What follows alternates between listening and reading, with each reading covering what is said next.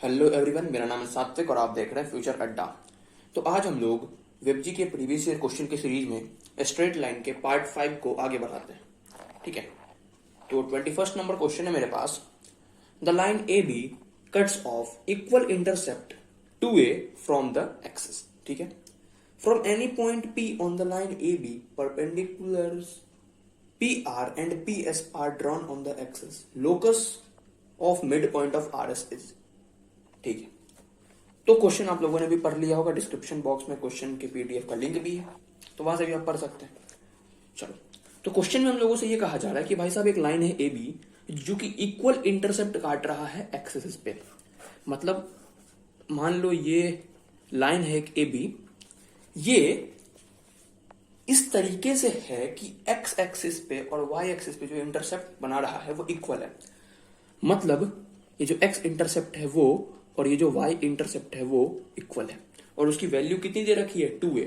मतलब x intercept भी 2a है और वाई इंटरसेप्ट भी 2a है।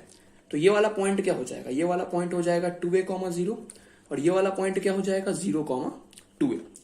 आगे हम लोगों से कह रहा है कि यहां पे एक पॉइंट है P, इस लाइन पे एक पॉइंट है P। उस पॉइंट P से एक्सिस पे परपेंडिकुलर डाला गया। ठीक है ना, तो परपेंडिकुलर डाला गया। ओके, डाल दिए। परपेंडिकुलर जो है वो है PR और PS। तो मान लेते हैं ये पॉइंट R है और ये पॉइंट S है, तो परपेंडिकुलर क्या हो गया, PR और PS। ठीक है, अब आपसे बोला जा रहा है कि भाई साहब लोकस बताओ मिड पॉइंट ऑफ RS का। तो भाई साहब ये R है, ये S है, इन दोनों को जोड़ दे क्या, बिल्कुल। इनका मिड पॉइंट मान लेते हैं कुछ यहां होगा जिसको मैं Q बोल देता हूं, और इस Q पॉइंट के कोऑर्डिनेट को मैं H, K मान लेता हूं। ठीक है, तो यहां मैं बकायदा लिख भी देता हूं, let the mid point be Q, और इसके कोऑर्डिनेट को मैंने माना है H, K। क्योंकि जिस पॉइंट का हम लोगों को लोकस निकालना होता है उसको हम लोग आमतौर पे H, K ही मानते हैं, फिर H और K में रिलेशन निकालते हैं, फिर H को X से रिप्लेस करते हैं और K को Y से रिप्लेस करते हैं, और फाइनली मेरे पास उस पॉइंट का लोकस आ जाता है। अब अगर Q पॉइंट मेरे पास H, K है, तो R पॉइंट का कोऑर्डिनेट क्या हो जाएगा, R पॉइंट का जो कोऑर्डिनेट है ना वो हो जाएगा मेरे पास 2H, 0, और S पॉइंट का कोऑर्डिनेट क्या हो जाएगा 0, 2 के। अब सवाल ये आता है कि मैं R पॉइंट के कोऑर्डिनेट को 2H, 0 और S पॉइंट के कोऑर्डिनेट को 0, 2 के कैसे लिख सकता हूं। देखो, अगर मेरे पास मान लो दो पॉइंट हैं, इसका कोऑर्डिनेट है x1, y1 और इसका कोऑर्डिनेट है x2, y2, और इन दोनों का मिड पॉइंट है x, y, तो क्या मैं x को लिख सकता हूं x1 प्लस x2/2 और y को लिख सकता हूं y1 प्लस y2/2। इसमें तो आपको कोई आपत्ति होनी भी नहीं चाहिए। ठीक है, तो अब यहां इस फिगर को देखते हैं। देखो, R पॉइंट चूंकि x एक्सिस पे है तो इसका y कोऑर्डिनेट तो 0 होगा, तो मैं मान लेता हूं कि R पॉइंट का कोऑर्डिनेट है x1, 0। ठीक है, और जो S पॉइंट है वो y एक्सिस पे है, इसलिए इसका x कोऑर्डिनेट 0 होगा। तो मैं मान लेता हूं S पॉइंट का कोऑर्डिनेट है 0, y1। अब चूंकि R और S का मिड पॉइंट है Q और उसका कोऑर्डिनेट हम लोगों ने पहले ही मान रखा है H, K, तो H किसके बराबर हो जाएगा x1 प्लस 0/2 और K किसके बराबर हो जाएगा 0 प्लस y1/2। ठीक है, तो यहां से अगर हम लोग सॉल्व करें तो x1 क्या आ जाएगा 2H, और यहां से y1 क्या आ जाएगा 2K। तो R पॉइंट का कोऑर्डिनेट क्या हो जाएगा 2H, 0, और S पॉइंट का कोऑर्डिनेट क्या हो जाएगा 0, 2K। ठीक है ना, जो कि मैंने यहां पे लिख रखा है। अब चलते हैं अगले पेज पे इसको आगे और समझने के लिए। अब देखो, उसी फिगर को मैंने यहां पे दोबारा बनाने की कोशिश की है।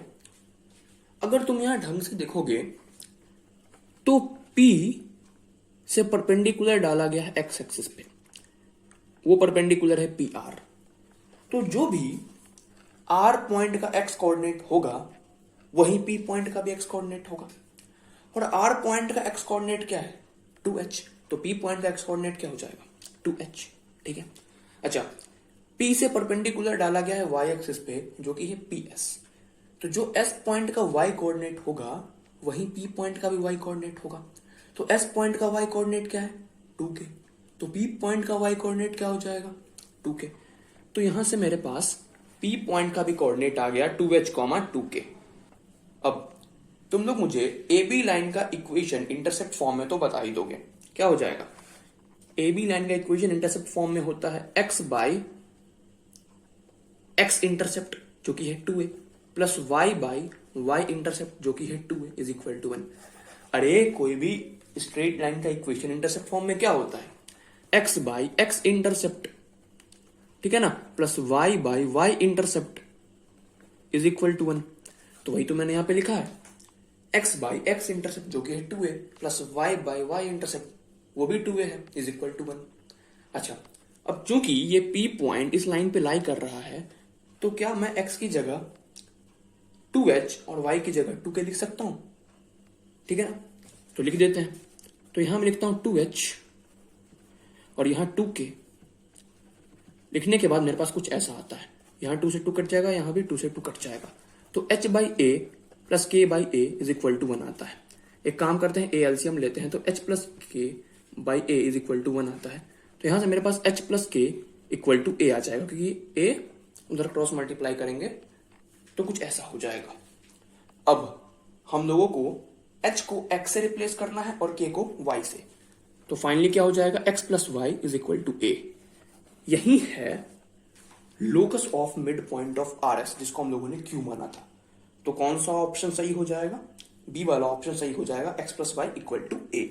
ठीक है, अब अगला क्वेश्चन देख लेते हैं। 22 नंबर क्वेश्चन, ये वेबजी 2015 में आया था, सिंगल चॉइस क्वेश्चन है। The least positive value of t so that the lines this and this are concurrent। ठीक है, 3 लाइन मेरे पास दे रखा है, x is equal to T plus alpha, दूसरा है मेरे पास y प्लस 16 इक्वल टू 0 और तीसरा है मेरे पास y is equal to alpha x। एक बात बताओ, अगर मेरे पास 3 लाइन कुछ इस प्रकार से होता, a1x plus b1y plus c1 equal to 0, a2x plus b2y plus c2 equal to 0, a3x plus b3y plus c3 equal to 0, और आपको बोला जाता कि ये तीनों लाइन कॉन्करेंट है। कॉन्करेंट मतलब एक ही पॉइंट से पास कर रहा है। तो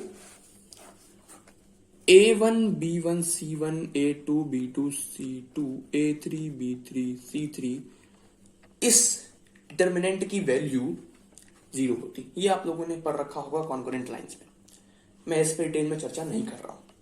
अब मैं इन तीनों लाइंस को इन तीनों के फॉर्म में लिखने की कोशिश करता हूं। तो यहां मेरे पास हो जाएगा x plus 0 into y minus t plus alpha equal to 0। यहां हो जाएगा मेरे पास 0 into x plus y plus 16 equal to 0 और यहां हो जाएगा मेरे पास minus alpha x plus y plus 0 equal to 0।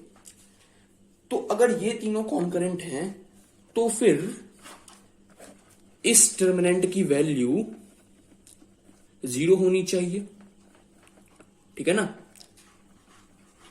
बिल्कुल होनी चाहिए। तो हम लोग इस डिटर्मिनेंट को सॉल्व करने की कोशिश करते हैं। तो प्लस माइनस प्लस, यहां क्या हो जाएगा मेरे पास, यहां हो जाएगा मेरे पास 1 0 कि 1 इंटू 0 0 हो जाएगा, माइनस 1 इंटू 16 16 हो जाएगा, और यहां तो माइनस 0 इंटू कुछ भी 0 ही होगा, सॉल्व नहीं करते हैं इसको। और प्लस में माइनस टी प्लस अल्फा, और इंटू में क्या हो जाएगा मेरे पास 0 इंटू 1 0 और minus 1 into minus alpha minus alpha. ठीक है, तो इसकी वैल्यू क्या होनी चाहिए 0 के बराबर। तो मैं इधर आ जाता हूं, तो ये कितना हो जाएगा मेरे पास, ये हो जाएगा मेरे पास माइनस 16 और यहां माइनस टी प्लस अल्फा, और यहां मेरे पास कितना हो जाएगा माइनस माइनस प्लस अल्फा, तो इनटू में अल्फा इक्वल टू 0। एक काम करते हैं हम लोग, यहां से माइनस कॉमन ले लेते हैं, तो कितना हो जाएगा मेरे पास, यहां पे देखो 16 plus alpha into T plus alpha equal to 0। एक काम करते हैं ना, इस माइनस को उधर भेज देते हैं, क्रॉस मल्टीप्लाई करके नीचे ले आओ, तो 0 और माइनस 1 हो जाएगा, और 0 और माइनस 1 क्या हो जाएगा 0 हो जाएगा। तो फाइनली मेरे पास यहां से आ जाएगा alpha into T plus alpha plus 16 equal to 0। यहां तक तो हम लोग पहुंच चुके हैं। अब चलते हैं अगले पेज पे इसको और अच्छे से समझने के लिए। अब आगे बढ़ते हैं, तो ये कितना हो जाएगा मेरे पास, alpha into T plus alpha square plus 16 equal to 0। इसका मतलब alpha square plus t alpha plus 16 equal to 0। ये क्वाड्रेटिक इक्वेशन है, इसको जब सॉल्व करेंगे हम लोग तो अल्फा की वैल्यूज आएंगी, ठीक है, वो तो बात की बात है। चलो क्वेश्चन पढ़ते हैं। क्वेश्चन में दे रखा है lines this and this are concurrent. इसका मतलब y is equal to alpha X एक लाइन है। एक बात बताओ, क्या कभी अल्फा इमेजिनरी या फिर कॉम्प्लेक्स हो सकता है क्या? तुम लोग y is equal to alpha X से उतने फेमिलियर नहीं होगे, लेकिन y is equal to M X से तो फेमिलियर हो गए। दोनों एक ही चीज है। क्या m की जगह पे कभी कोई इमेजिनरी नंबर या फिर कोई कॉम्प्लेक्स नंबर देखे हो क्या? कभी नहीं देखे होंगे।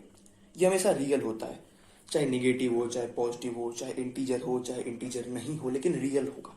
ओके, इसका मतलब यहाँ पे अल्फा रियल होगा। तो मुझे एक बात तो यहां से पता चल चुका है कि भाई साहब अल्फा रियल होगा, ठीक है।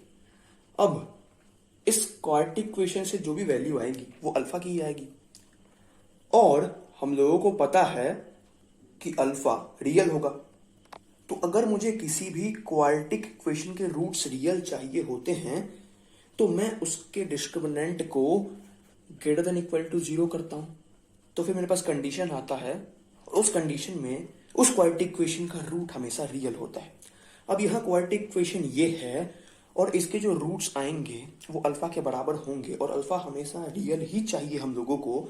तो इस क्वाड्रेटिक इक्वेशन के डिस्क्रिमिनेंट को भी ग्रेटर देन इक्वल टू 0 करना होगा। यहां तक बात समझ में आ चुका है? बिल्कुल। तो अगर मेरे पास quadratic equation ax square plus b x plus c equal to 0 होता तो इसका डिस्क्रिमिनेंट क्या होता? B square minus 4ac। अब जरा इसको इससे कंपेयर करो, x की जगह अल्फा कर लो, और b की जगह t देख लो, c की जगह 16 देख लो, और यहां a की जगह 1 देख लो। तो डिस्क्रिमिनेंट क्या हो जाएगा इस क्वाड्रेटिक इक्वेशन का? डिस्क्रिमिनेंट हो जाएगा मेरे पास t square minus 4 into 1 into 16, यानी टी स्क्वायर माइनस 64, और d हमेशा 0 के बराबर होगा या फिर उससे बड़ा होगा। तो इसका मतलब T square minus 64 should be greater than equal to 0 होगा। इसका मतलब T square should be greater than equal to 64 होगा।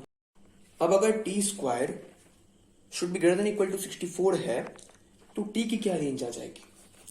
T open interval minus infinity से लेके क्लोज इंटरवल माइनस 8 तक होगा, और क्लोज इंटरवल 8 से लेके ओपन इंटरवल इंफिनिटी तक होगा। तो एक बात बताओ, हम लोगों से क्या पूछा जा रहा था? Least positive value of T. तो टी का सबसे कम वाला पॉजिटिव वैल्यू क्या है? 8 है। तो टी का लीस्ट पॉजिटिव वैल्यू हो जाएगा 8। तो ऑप्शन डी जिसमें 8 है वो सही हो जाएगा। अब अगला क्वेश्चन देख लेते हैं। If a straight line passes through the point alpha comma beta and the portion of the line intercepted between the axes is divided equally at that point।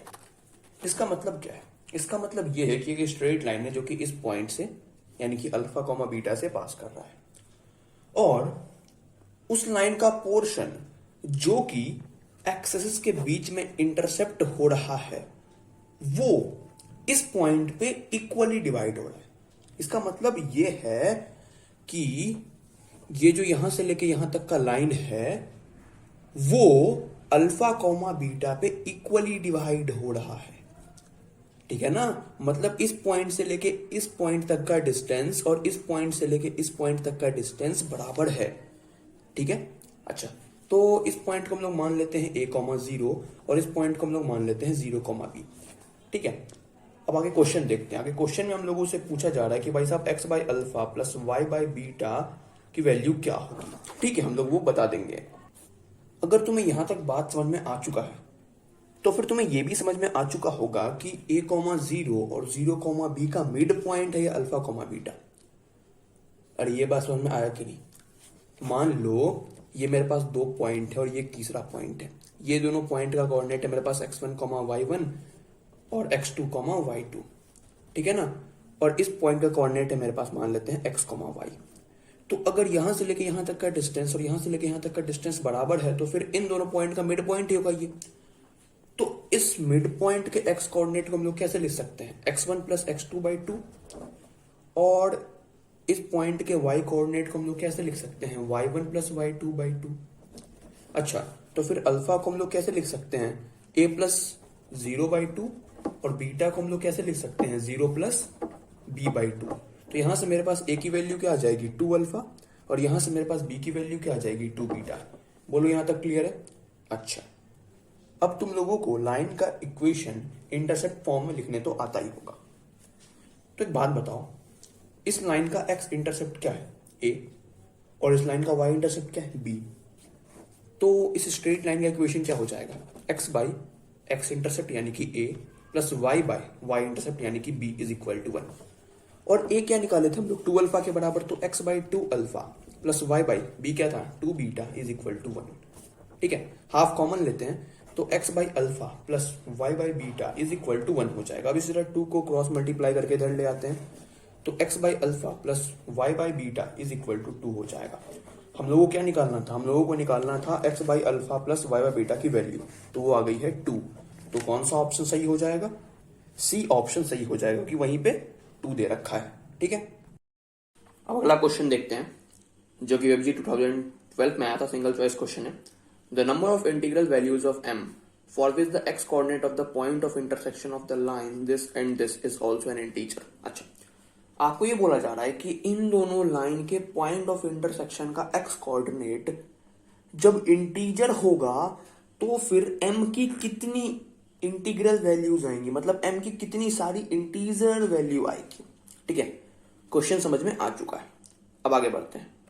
तो उन दोनों लाइन का इक्वेशन था मेरे पास 3x plus 4y equal to 9 और y is equal to mx plus 1। तो एक काम करते हैं, इन दोनों लाइन को सॉल्व करते हैं। ठीक है, और फिर x कोऑर्डिनेट निकालते हैं इन दोनों लाइन के पॉइंट ऑफ इंटरसेक्शन का। तो कैसे निकालेंगे? एक काम करते हैं, यहां हम लोग y की जगह mx प्लस 1 पुट करते हैं। ठीक है, तो ये कितना हो जाएगा? 3x plus 4 mx plus 4 is equal to 9। तो 3x plus 4 mx is equal to 9 minus 4 यानी कि 5। तो यहां से अगर x कॉमन लेंगे तो क्या हो जाएगा? यहाँ पे 3 प्लस 4m और इक्वल टू 5 हो जाएगा। तो यहां से मेरे पास x की वैल्यू क्या आ जाएगी? 5 बाई 3 प्लस 4m। तो यही है मेरे पास इन दोनों लाइन के पॉइंट ऑफ इंटरसेक्शन का x कोऑर्डिनेट। अब क्वेश्चन के अकॉर्डिंग हम लोगों को x इंटीजर चाहिए। अगर x इंटीजर चाहिए तो मुझे डिनोमिनेटर में क्या क्या रखना पड़ेगा? अगर मैं डिनोमिनेटर में इंफिनिटी रखता हूं तो x क्या हो जाएगा मेरे पास? 5 बाई इंफिनिटी यानी कि 0 जो कि इंटीजर है। ठीक है, अच्छा, अगर मैं डिनोमिनेटर में 5 रखता हूं तो x क्या हो जाएगा? 5 बाई 5 इक्वल टू 1 जो कि इंटीजर है। अगर मैं डिनोमिनेटर में -5 रखता हूं तो x क्या हो जाएगा? 5 बाई -5 जो कि है -1, वो भी इंटीजर है। अगर मैं डिनोमिनेटर में 1 रखता हूं तो x क्या हो जाएगा? 5 बाई 1 इक्वल टू 5 जो कि इंटीजर है। और अगर मैं डिनोमिनेटर में रखता हूं -1 तो x क्या हो जाएगा? 5 बाई -1 इक्वल टू -5 जो कि इंटीजर है। अब एक बात बताओ, इन पांचों के अलावा तुम डिनोमिनेटर में कुछ और भी रख सकते हो जिससे कि x इंटीजर आ जाए? नहीं, कुछ और नहीं रख सकते। कैसे? एक बार चेक करते हैं। अगर मैं डिनोमिनेटर में 5 से लेके इंफिनिटी के बीच में कुछ भी रखूंगा तो मेरे पास न्यूमरेटर से बड़ा आ जाएगा डिनोमिनेटर और मेरे पास नंबर फाइनली पॉइंट में आ जाएगा क्योंकि वो 1 से छोटा होगा। अच्छा, और अगर मैं माइनस इंफिनिटी से लेके -5 के बीच में कुछ रखूं तो तब भी जो मेरे पास डिनोमिनेटर का मैग्नीट्यूड है वो न्यूमरेटर से बड़ा होगा और मेरे पास नंबर जो है वो -1 से 0 के बीच में लाई करेगा, तो वो भी पॉइंट में आएगा। ठीक है, अब अगर मैं 1 से लेके 5 के बीच में कुछ भी रखूंगा तो तब भी x इंटीजर नहीं आएगा। रख के तुम देख सकते हो, तुम्हारी जो भी मर्जी है। और अगर तुम -1 से लेके -5 के बीच में भी कुछ रखोगे तब भी मेरे पास x इंटीजर नहीं आएगा। तुम करके देख सकते हो। अच्छा, तो इन पांचों वैल्यूज के लिए मेरे पास x इंटीजर आ रहा है। अच्छा, ये पांचों वैल्यू किसके? डिनोमिनेटर के। अब क्वेश्चन जरा ढंग से पढ़ना। क्वेश्चन में आपसे पूछा गया था number of integral values of m for which x coordinate is an integer. तो मैंने डिनोमिनेटर की वो पांचों वैल्यूज निकाल ली जिसके लिए x तो इंटीजर है, लेकिन मुझे उन पांचों वैल्यूज में से m की वो इंटीजर वैल्यू एक्सट्रैक्ट करनी है। ठीक है, तो अगर मेरे पास 3 प्लस 4m इंफिनिटी है तो भाई साहब 4m क्या हो जाएगा? इंफिनिटी, क्योंकि इंफिनिटी -3 इंफिनिटी होता है। और m क्या हो जाएगा? इंफिनिटी बाई 4 जो कि इंफिनिटी होता है। m इंफिनिटी हो गया, नहीं चलेगा, m मुझे इंटीजर चाहिए था, हटाओ इसको। अब 3 plus 4m is equal to 5 करते हैं तो 4m क्या हो जाएगा मेरे पास? 5 माइनस 3 इक्वल टू 2। तो m क्या हो जाएगा? 2 बाई 4 यानी कि हाफ। हाफ क्या होता है? 0.5, इंटीजर नहीं चलेगा। अब अगर मैं 3 + 4m = -5 करता हूं तो मेरे पास 4m क्या हो जाएगा, 5 नेगेटिव साइन के साथ है तो -5 और यहां -3 आ जाएगा तो ये हो जाएगा -8, तो m क्या हो जाएगा, -8/4 यानी कि -2। हाँ इंटीजर ये चलेगा। और अगर मैं 3 + 4m = 1 करता हूं तो मेरे पास 4m क्या हो जाएगा, 1 - 3 यानी कि -2, तो m क्या हो जाएगा, -2/4 यानी कि -1/2, नहीं चलेगा। और जब मैं 3 + 4m = -1 करता हूं तो 4m क्या हो जाएगा, -1 - 3 यानी कि -4, तो m हो जाएगा -1। हाँ -1 इंटीजर है, चलेगा।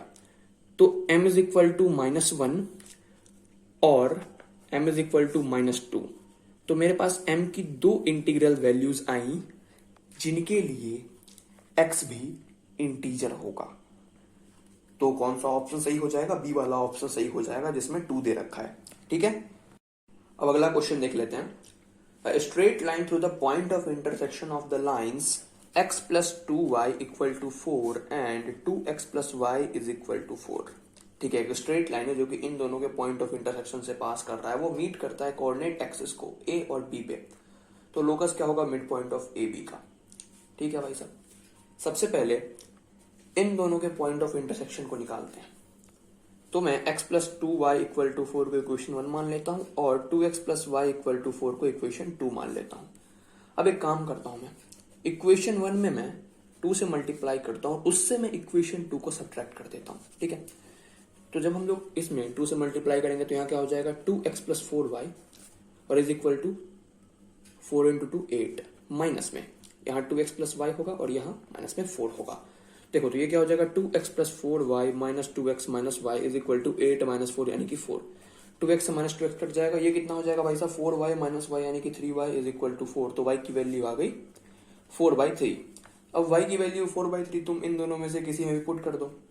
तो मैं एक काम करता हूँ, इक्वेशन 2 में पुट कर देता हूँ। तो लिख देते हैं यहाँ पे, पुट y = 4/3 इन इक्वेशन 2। अच्छा, तो कितना हो जाएगा यहाँ पे, 2x + 4/3 = 4। तो 2x = 4 - 4/3, तो 3 एलसीएम लेंगे, 12 - 4 हो जाएगा वहां पे। तो ये कितना हो जाएगा, 8/3। तो 2x की वैल्यू आ गई 8/3, तो x की वैल्यू क्या हो जाएगी, 4/3। इसका मतलब इन दोनों लाइन के पॉइंट ऑफ इंटरसेक्शन का कोऑर्डिनेट आ गया 4/3, 4/3। यहां तक बोलो बात समझ में आ चुका है, बिल्कुल। अब अगले पेज पे चलते हैं। तो इस पॉइंट से पास करने वाला लाइन एक्सिस पे ए और बी पॉइंट पे मिल रहा है, तो आपको ए बी के मिड पॉइंट का लोकस बताना है। तो मान लेते हैं भाई साहब ए बी का मिड पॉइंट है सी और उसका कोऑर्डिनेट है h, के। क्योंकि जिसका भी हम लोगों को लोकस निकालना होता है उस पॉइंट को हम लोग h, k मान लेते हैं और h और k में रिलेशन निकालते हैं, फिर h को x से रिप्लेस करते हैं और k को y से रिप्लेस करते हैं। यही हमारा प्रोसीड्यूर होता था और इस बेसिस पे हम लोगों ने काफी सारे क्वेश्चन पहले भी किए। ठीक है, अब ए पॉइंट चूंकि एक्स एक्सिस पे है इसलिए इसका वाई कोऑर्डिनेट 0 होगा, तो मैं ए पॉइंट के कोऑर्डिनेट्स को मान लेता हूं a, 0 और बी पॉइंट वाई एक्सिस पे है इसलिए इसका एक्स कोऑर्डिनेट 0 होगा, तो मैं बी पॉइंट के कोऑर्डिनेट को मान लेता हूं 0, b। एक बात बताओ, लाइन ए बी का इक्वेशन इंटरसेप्ट फॉर्म में लिख सकते हो क्या? बिल्कुल। क्या हो जाएगा, x बाई एक्स इंटरसेप्ट जो कि है a plus y by Y intercept जो कि है b = 1। यही होगा ना, क्योंकि लाइन का इक्वेशन इंटरसेप्ट फॉर्म में क्या होता है, x बाई एक्स इंटरसेप्ट, ठीक है ना, plus y by Y intercept = 1। तो मैंने लिख लिया ए बी लाइन का इक्वेशन इंटरसेप्ट फॉर्म में। अब एक बात बताओ, अगर मेरे पास दो पॉइंट है x1, y1 और x2, y2, इन दोनों पॉइंट का मिड पॉइंट का कोऑर्डिनेट है x, y, तो x क्या हो जाएगा, x1 + x2/2 और y क्या हो जाएगा, y1 + y2/2। अब यहां ए बी का मिड पॉइंट है c, तो h क्या हो जाएगा, a + 0/2 और k क्या हो जाएगा, k हो जाएगा मेरे पास 0 + b/2। सेम यही कंसेप्ट लगाया है। तो यहां से मेरे पास 2h = a हो जाएगा और यहां से मेरे पास 2k = b हो जाएगा। ठीक है, तो हम लोग a की जगह 2h पुट कर सकते हैं और b की जगह 2k पुट कर सकते हैं यहां पे। तो x/2h प्लस y/2k = 1। ठीक है, अब हम लोगों ने निकाला था कि ये लाइन 4/3, 4/3 से पास कर रहा है, तो x और y की जगह 4/3 पुट कर सकते हैं हम लोग, तो पुट कर देते हैं 4/3 into 1/2h plus 4/3 into 1/2k is equal to 1। ठीक है, तो ये कितना हो जाएगा, ये हो जाएगा मेरे पास 2/3h plus 2/3k is equal to 1। एक काम करते हैं 2/3 कॉमन लेते हैं, तो 1/h प्लस 1/k यहाँ हो जाएगा और इज इक्वल टू 1। एक काम करते हैं क्रॉस मल्टीप्लाई करते हैं, तो यहाँ मेरे पास हो जाएगा 1/h plus 1/k is equal to 3/2। अब h को x से रिप्लेस करते हैं और k को y से, तो यहाँ हो जाएगा मेरे पास 1/x plus 1/y is equal to 3/2। तो एलसीएम हो जाएगा xy, यहाँ y plus x is equal to 3/2। तो मेरे पास फाइनली क्या आ जाएगा, फाइनली मेरे पास आ जाएगा 2 into x plus Y is equal to 3xy। Cross multiply करेंगे ना, 2 को इधर भेजेंगे xy को इधर, तो कौन सा ऑप्शन सही हो जाएगा, ऑप्शन बी सही हो जाएगा।